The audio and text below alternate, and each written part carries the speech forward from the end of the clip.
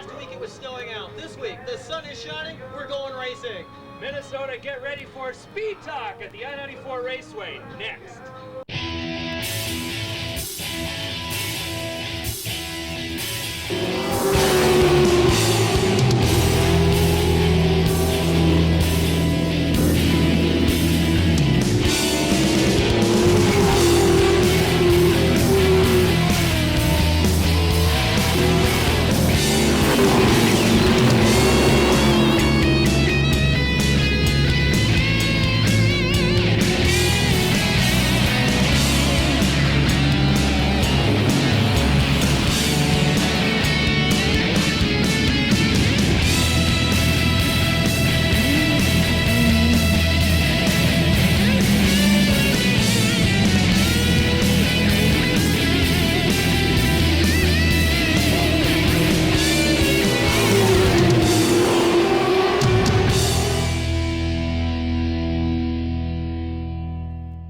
Back here at the I-94 Raceway in Sauk Centre, Minnesota. Last week, Dean, it didn't look good, I'll tell you. It was bad. It wasn't racing weather, let's put it that way. It was the first time in my life that I've ever drove home having a hard time seeing because of the snow coming down from a racetrack. It's never happened to me before, and God help me if it ever happens again. Jeez, what a nasty thing. It was a bad season opener, but obviously the races were canceled, and so that gave the guys an extra week to get their cars ready.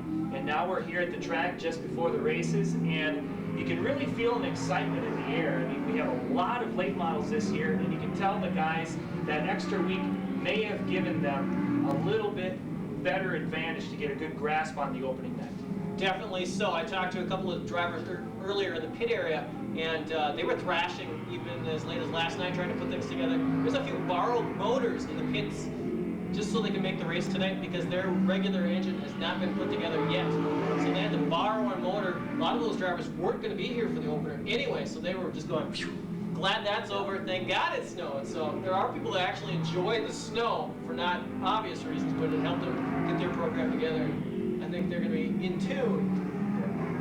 Well, one of the advantages from running the asphalt here at the I-94 Raceway is we don't have the problems that some of the other tracks are having. Even this spring, other tracks like in Alexandria canceling their opening night because the track was in bad condition. That's something we never have to really worry about here at the asphalt track. Yes, also the track in Princeton, the track in Brainerd, and there's about 2-3 other tracks that I could rattle off here that also had problems get going. Well, drainage and everything else too. Yeah, as long as rain is not, or snow is not falling down, yes, no. An asphalt track could be race ready in about 20 minutes to a half hour, giving the amount of sun and wind, just in getting it ready to go. And obviously with some sun out, it's going to dry a track real quick. Didn't have that problem today. Actually, there was a little bit of rain earlier, not much to be a problem. And by the time the cars got to the track, everything was all dry and nice for them.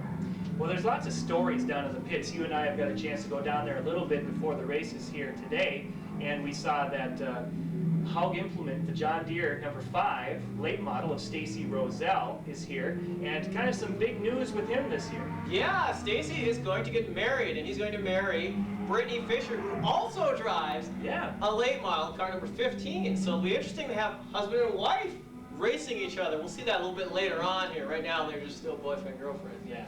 Well, they're getting married in 3.5 weeks, I guess. I guess that is true. And they're not, true racers, not getting married on a race day. No. The night before. Yeah, they're getting married on Friday, and Brittany said that they're racing the next day. It was Brittany was the one that said, you know, hey, we're getting married one day. The next day, we're going to be at the track, no question. Yeah. After that, who knows? But we won't go there with that one. Well, you know, you do the pit bits and the Beyond the Pits articles on the i-94raceway.com website. And so I know you have a lot of insight. Any other fun stories that have been happening here recently? Oh, just a lot of different things, a lot of new cars for people. Wade Roggeman and Michelle Chenard got married a couple weeks ago. Yeah, he drove the 51 car in the modifieds last year. Yeah, the bad thing is they're taking the year off because they're going to build a house. Which, you know, you need a house, you need a race car and a house, but you got to have the house first. So, hey, they said they plan on being back next year, and they'll probably pop in and visit us this year too. So, real nice bunch of people. It's nice also, as I see the 97 car, the late model, heading out into the track, and that's AJ Rhodes, but his younger sister of Molly Rhodes, right? Or is it Megan? I always get... Megan and Molly are twin sisters. Yes. Molly, maybe that's why I get them mixed up. Definitely so. Matter of fact, I usually just say hi, so you don't screw it up between the two of them though. Molly is the driver of the car, and she really came on later part of last year. Started out a little tentative, I don't know if I really should be doing this kind of thing. Towards the end of the year, she got aggressive and a lot more fun to watch. I think this year's gonna be really exciting. Well, and she's in a super stock now. Yeah. You know, I mean that's a big step up for her, and it's JR's car, AJ's car from last year. Yep. So you know that's a good car because he finished second in points last year, and so you know. And he had some very good runs, a couple of wins there, and had some mechanical problems along the way. Otherwise, he probably would have done a lot better too. So nice to see brother and sister out there, husband and wives, brothers and sisters. You know, it's a family thing. It really is a family atmosphere, and it's a family sport. Well, it's a lot of people moving up in divisions as well. We're going to talk with Gary Mueller here shortly, and he's run in the Legends and the TQs, and now going up to the late models. There's a lot of modified guys who have made the jump this year. Oh, definitely so. I mean, we're talking about Roselle, we talked about Nick Binsfield. I'm not sure if we talked about him yet. Yep. He just decided it was actually in the cards for him next year to go to a late model, but because of some rule changes and stuff, decided, hey, we'll make that jump this year. So a lot of new people, a lot of new numbers, a lot of new paint schemes. Yeah. It's a fun time of year. Definitely so. A lot of color on those race cars this year. That's something that has really changed over the last few years, and I think it's mainly because of these big touring series, you know, with the NASCAR and the ASA and whatever. You can see how the guys have them on TV, and these guys are, it's a lot easier to get graphics now. They don't have to hand paint them, and so they look like the ones on TV, don't they? Even better, actually. I think so. And a lot of times people try to duplicate, Ricky Rudd's my favorite driver, I'm going to have my car look like his. Okay? But now the guys are getting to the point, and gals, I should say, are getting to the point where, hey, I can design my own car and have my own neat little independent color scheme. It's kind of nice to watch, and it separates people, so not everybody's driving the same color car. Speaking of the ASA series, Joey Clanton has really pretty much dominated this whole year so far, but now it's time for someone else to turn it up. You know, I mean, we don't want to run away as far as someone dominating the series, but now let's see who's the next guy who's going to win a race. Johnny Sauter last year won just a whole handful of races running on the ASA circuit, along with Rookie of the Year and the championship. He moved on now to the NASCAR Busch Series, and there's a lot of talent in the ASA racing series right now. Kevin Sawinski, Mike Garvey, just to name a few. A big driver out of Florida, Wayne Anderson. A lot of people haven't talked about him yet, but he's won a lot of races in Florida, and he's getting really heavy into the ASA racing series. Look for his name to come popping up as maybe someone that you didn't think of to be a contender.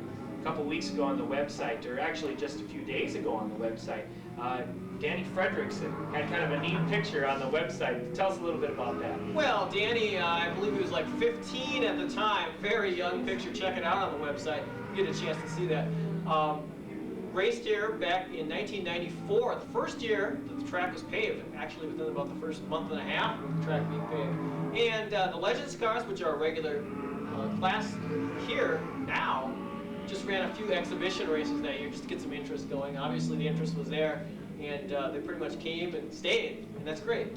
But he was the feature winner. Actually, we only ran one race that night, and he beat out Buzz Cripe, our flagman at the time. So it goes back and throw a lot of new names in there. Of course, Buzz knew how to drive a race car too, so he had a lot of talent he was going up against. I mean, he was a 15-year-old kid, pretty green in a race car, going up against a guy who won numerous track championships. So and Fredrickson has moved on. He's run at Elko in the late models, and now he's up in ASA as well. He's a rookie, and I think he's leading Rookie of the Year so far. Definitely so. A couple of top 5 finishes in the first couple of events. It's got some I-94 connections with it too. Nate TC, driver of the late model car number 3T, who races here on occasion. He's his crew chief. And Tyler Schaefer, who races a modified here, has been doing some tire carrying for that team. He's going to be the team spotter. Thing is, he's only 16. He's still in school right now, so it's a little hard to travel the touring series. But once school gets out for the summer, look for Tyler to be up, giving direction on the racetrack. Fantastic. We're going to be back with more, so hang with us. Speed Talk is coming back right after this.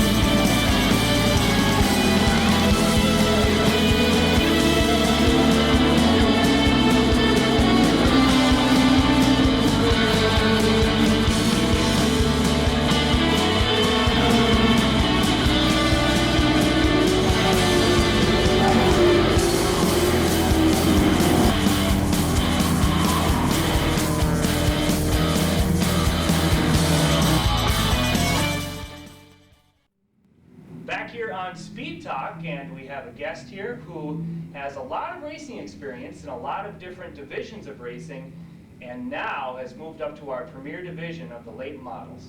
This is Gary Mueller. How are you? Good, good. Excited to start off the season here today. Yeah. You see, you have a brand stinking new car down there. Well, it's actually it was a 98. It was my Coon's old car. So, but it's all, we took it down with a bare chassis and started all over this winter. So I know that's how people they buy cars from other people and they make it their own. I mean, you put a lot of work into this car. Yeah. We every Saturday night or every Saturday morning until midnight Saturday night, we've worked on it since the last fall's. What do you call it? What did they have last year? The October Nationals. Yeah, October Nationals. Every Saturday since then, we've worked on the car and some Sundays. And we were working on it last night till 1 o'clock in the morning to get it ready. So the snow, we were ready for the race last weekend, but the snow actually gave us an extra week to get it going. I think that really did help a lot of guys. You saw how many cars are in the pits, and there's a lot of competition this year in the late model division. Yeah, 31, I think, have registered. 31 cars have registered, yes. Yep.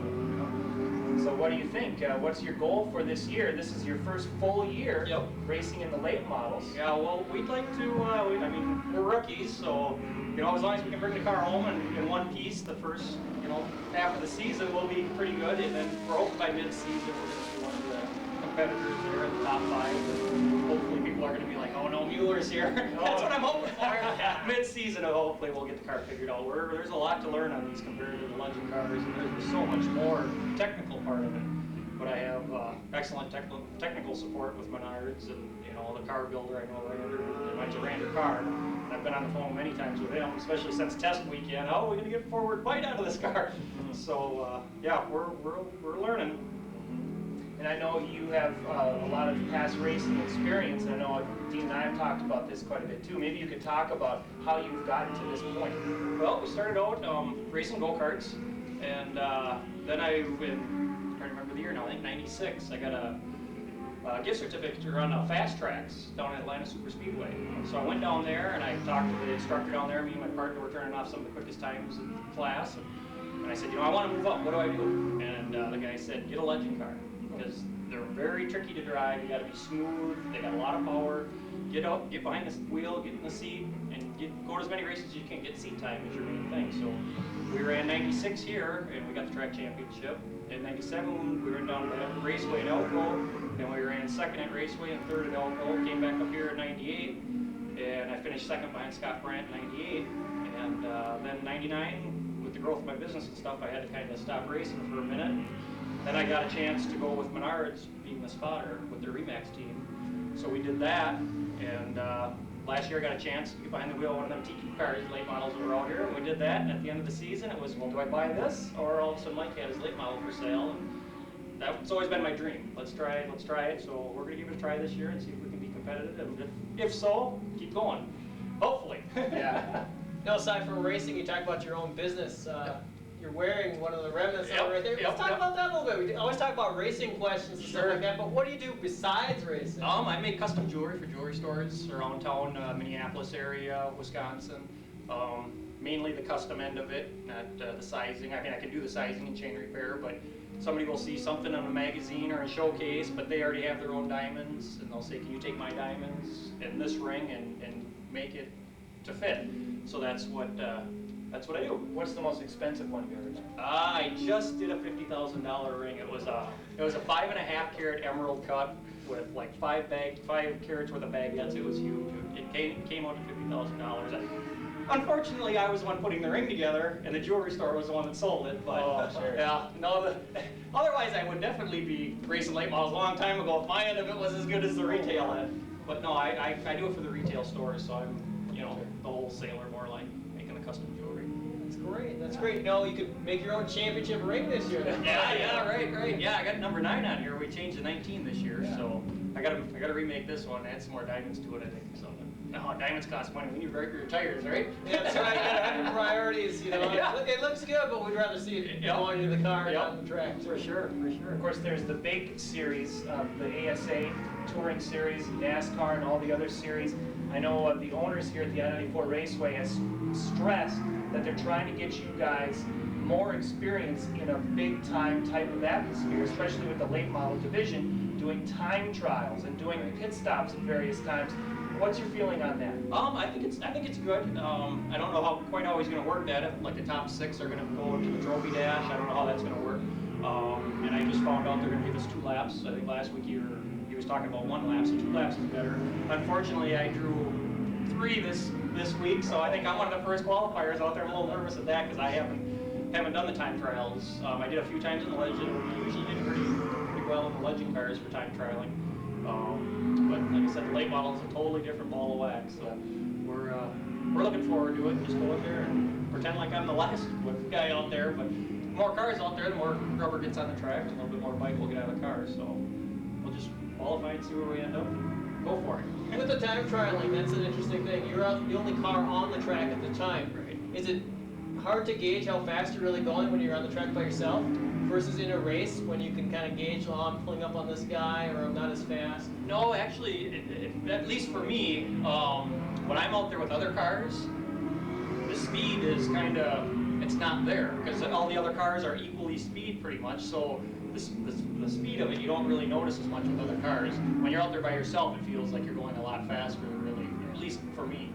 When you're out there by yourself, you can hit your marks a little bit more easier. You can't, there's that white line out there. So when I'm out there by myself, I know exactly where I'm on the track. When you've got a car, you're rubbing door handles, you can't see the white lines on the track or your qualifying marks or whatever you want to call it. Very true. Well, it's something that you have that a lot of the other guys haven't done is you have put a lot of laps on this track all by yourself. I think that's something that may work to your advantage. I hope down so. the road. I hope so. That's why we came up here for testing and just trying to get as much seat time.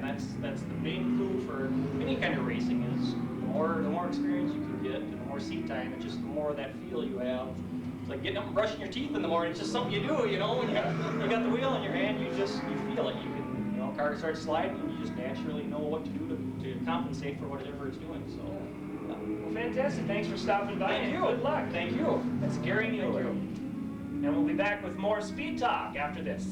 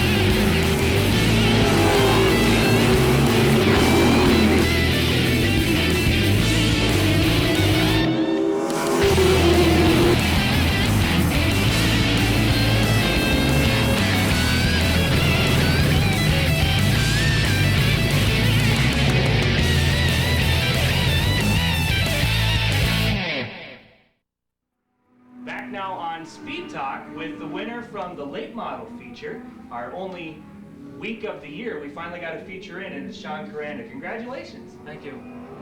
Now, last week it was an exciting night. I mean, we had races all night long. Your feature didn't start until about 11 o'clock at night. That must have been making you nervous having to wait and finally get the feature in. Yeah, it was a lot of waiting. What were you thinking starting off the race, you did well last year. I know your expectations are higher this year. What were you thinking before the race started? I wasn't really thinking I was going to win. I just wanted to keep the car in one piece because I knew there was going to be a lot of crashing and just everything fell the right way and avoided the wrecks. Came home in one piece. I know a couple of your competitors got knocked up pretty good with Jesse Klug and Roselle and a lot of other guys all getting banged together. Was there any real close calls for you? The first or second caution in the middle of 3 and 4 when I know there was an accident behind me and my dad was telling me they're wrecking behind me, but I was looking in front of me and Menard's car was sideways in front of me. So I got on the brakes and turned right up towards the wall and I just missed him and got around him. And I actually seen that one happening because going into the corner there was a lap car in the bottom. And I seen Eugene Dick come up and tag the Menard's car in the left rear and I seen it happening. So that's the only real close call I had. Well, we have lots of fast cars this year, you know, and they did get really bunched up when they get the lappers in there, some slower cars in front. Last year with your experience in a late model, you can go 2 wide pretty easy around this track. Can you get 3 wide at all? Because actually I think it was 3 and wide, 3 or 4 a couple times. I know you can do it down the straightaways, but not in the corners. You know, it maybe can be done, but the guy on the outside is going to be up in the marbles. And he's going to have his hands full. You have to let off. You can't keep your foot in it up there. Yep. Well, I remember towards the end portion of the race, you and Trent Snyder had a great race back and forth. Trent actually got by you after a restart, and you passed him back again. Tell us kind of how that happened. Well, I was trying to get a good restart, and he was on the inside, and he got the double file restart, so I didn't know if I should take the inside or outside. So I decided, well, I'll just take the outside, and if he can pass me, he can pass me. And they threw the green and went into 1, and his car didn't stick on the bottom, and he got up and just about got into me. Actually did a little bit. But I just kind of let him go, and then I got a little mad going down the front stretch, and I bumped him in the tail a few times. And I just kind of sat there for a couple laps and made up my mind, I'm going to win this race. So we ran on the bottom and went for it. Yeah. You must have been having some apprehension because there was so much speedy dry on the track. Yeah. It must have been tough to grip. Yeah, I had to wait because I knew the outside groove was going to be pretty clean. So I had to wait until I could notice that the bottom was getting cleaned off by the guys behind us. And I had to wait till that before I could make my run on the bottom of the track. So, Yeah. What were you thinking that this is your first feature win here at I-94? Or did you win one last year? I won one last year up in Fergus. Yep. Oh, I was at that race, as a matter of Yep. fact. Yep. Car caught on fire and all that. And so you decided to put the flames on it for Yep. this year. That's what made up my mind that next year my car's going to be black with flames everywhere. Yeah. And that is, what do you think then after your first win here? I mean, then you must have been pretty happy about it. Well, I was very happy, but I think it adds a little pressure going into the next time you race. You know, I'm pretty nervous tonight. I think it adds. You got a chance to do some qualifying for the first time, and your time actually held up to be second fastest. Tim Olson, the last guy out on his last lap, came and outdid you for the top qualifying spot. How do you feel about qualifying this year? I don't know, it's the first time I did it, and to tell you the truth, I didn't think it was going to be that fast because the car was so tight in the middle of the corners, I just couldn't get back on the throttle the way I wanted to. So I wasn't really expecting it to be the fastest time for a while. But Does that would make it harder to judge how fast you are because there aren't any other cars to compare with? You're out there by yourself, so you don't Yeah. really know what Yeah, you're that's- going up against. yeah, that's one of the things you don't. If you're behind somebody, you know when they're lifting, you know when you want to lift, but if you're by yourself, you gotta just go on as hard as you can and come off as hard as you can. Of course, the opportunity is out there to put the car exactly where you want because you don't have to worry about somebody else being in your way or anything like that. So it does kind of go to your advantage there that you can really pull off a really best lap, hitting your marks and everything. Yep. There's going to be a lot more strategy involved as the year goes on. Guys are going to be trying different lines on the first lap versus their second lap. You know, try to get the tires cleaned off and some heat built in them. Some gear changing involved, I'm sure. That's where you get some ass. Are you going to do anything for tonight's race? Anything similar like that? Any Yep, special I'm setup? gonna try some stuff because if you just sit there and do what you've been doing, everybody else, you know, they're gonna be trying stuff, so they're just gonna pass you by. So you're gonna keep trying stuff. Well, I know you raced the dirt in the past and came over to race with us here in I-94. Did you learn a lot, take a lot from your dirt experience to come to the asphalt, or is it all completely new? As far as the driving aspect. It's a little less horsepower over here, so you know, you can mash it more and not spin the tires. Just kind of, you gotta be a lot more smooth. After there, you can just throw it in, mash it, turn right and go. Well, people have said to me, with adjusting on the car, that on the dirt it's easier to compensate for a poor handling car because you can drive it different, you know? And here on the tar, you better really work on getting your setup because if your car is bad, it's bad. Yeah. Is that true? Yeah, that's true. It's bad at the beginning, it's gonna get worse at the end. So. Yeah.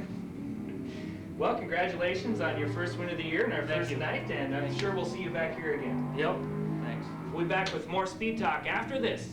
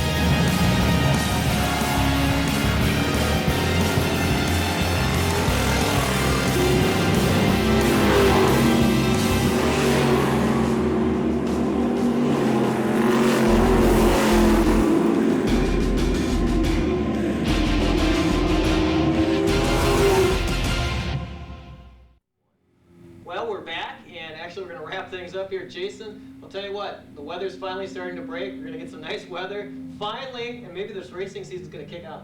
Well, the spring was very wet, and we actually had some snow there for a while, but I think the opening night crowd was fantastic. Some people estimated it at over 1,700 on our first night of racing, and so we had some great races all the way through. Guys are dialed in now, and we're going to see some great racing for the rest of the summer. Oh, I definitely think so. Also, a lot of new drivers coming. Some drivers like Brian Roach, who's doing some touring this year.